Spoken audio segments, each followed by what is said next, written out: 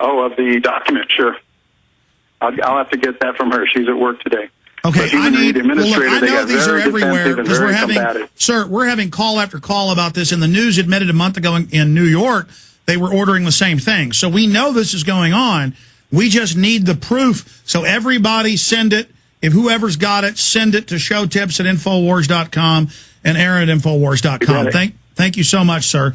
Michael in Chicago. Well, before I go to Michael in Chicago, here is the hotline number specifically if you were told you'd be fired if you didn't take the shot.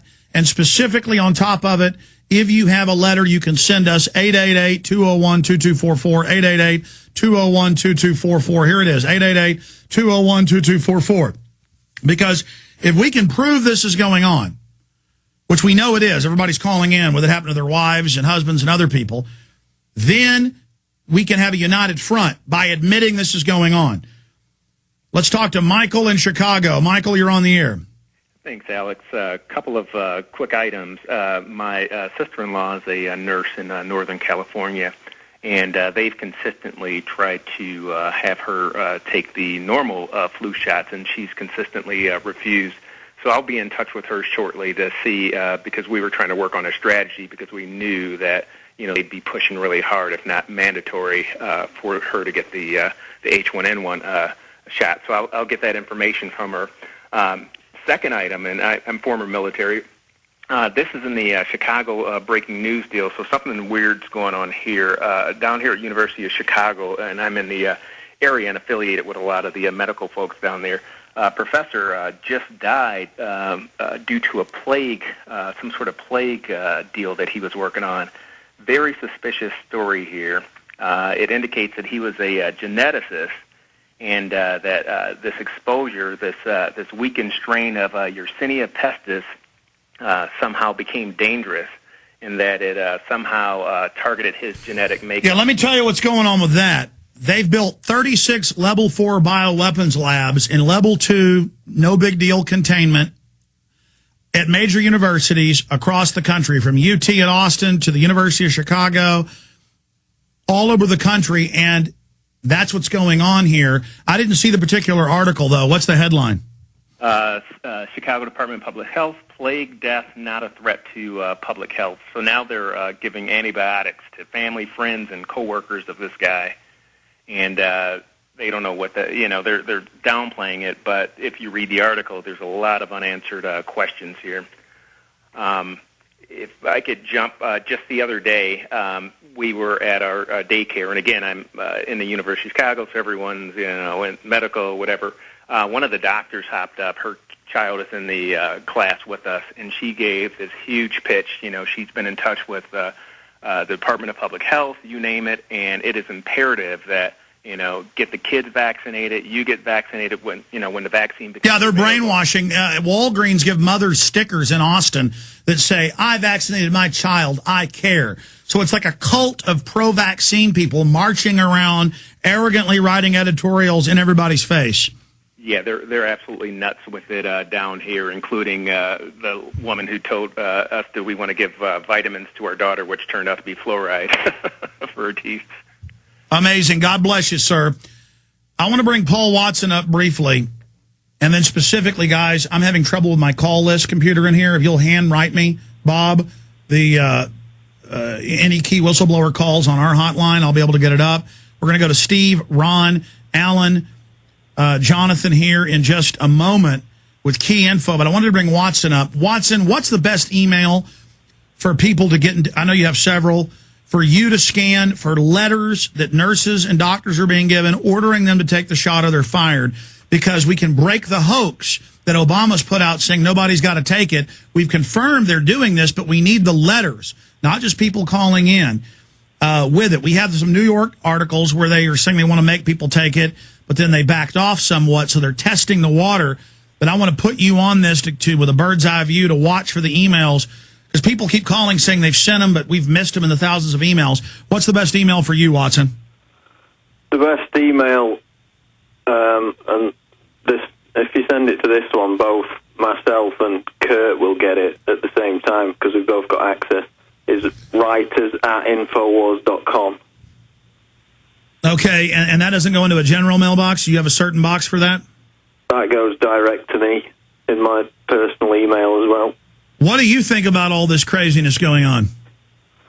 I think that they're definitely preparing for a mass vaccination campaign. I don't think it's going to be enforced at gunpoint, but as we've discussed before, it's going to be about threatening people's jobs and taking people's rights away if they don't take it. So if you live in a cave, up in the mountains or something, then, yeah, you don't have to take it without your life being affected. But for any of us who travel or any of us who have jobs or use any services connected to the state, then they're going to make you have it, and they're going to force people to take it by taking those rights away.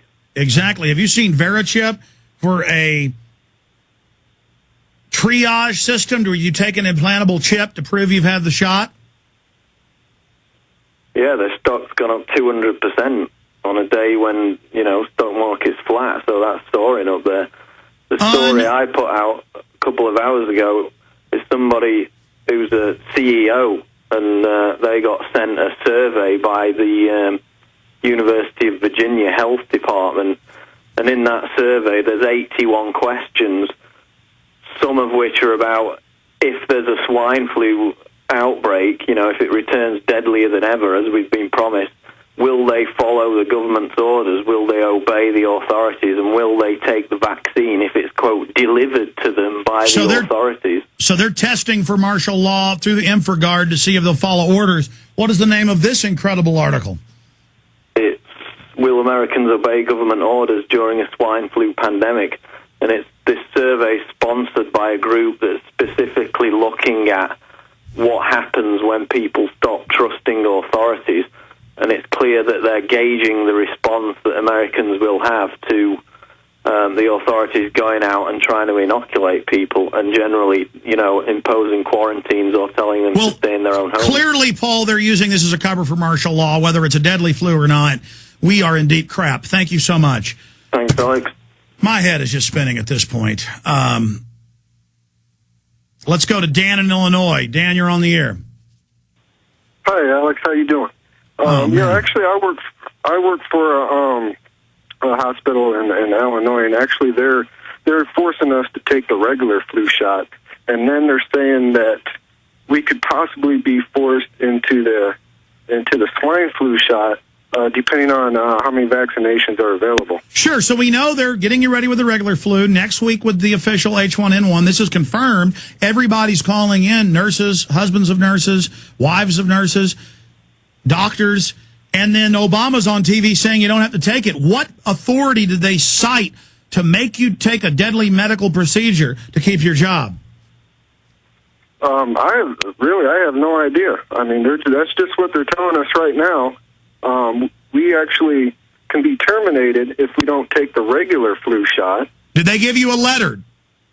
Yeah, actually I got it pulled up now. I'm trying to send it to my other email address so I don't send it from the actual hospital one. Well, listen, we'll block it out. Yeah, no, I understand. Don't send it from the hospital one because they'll be able to, okay, will you please, I'm going to put you on hold. I'm going to give you a secret email so we get this. Will you please get that to me immediately? Because when we can show there's a giant secret operation going on, this is going to be so important to defeating this. How soon can you get us that email? I'm working on it right now. I just need the email address. We'll put him on hold, ladies and gentlemen. Get Dan in Illinois' info and get this sent to the secret email right now. Oh, man. Oh, my God. Because even if you're for the flu shot, they're lying on TV saying nobody has to take it, and I'm taking call after call from nurses and medical workers. They got to take it. Steve in Washington, you're on the air. Steve, go ahead. Hello, Alex. I'm just calling.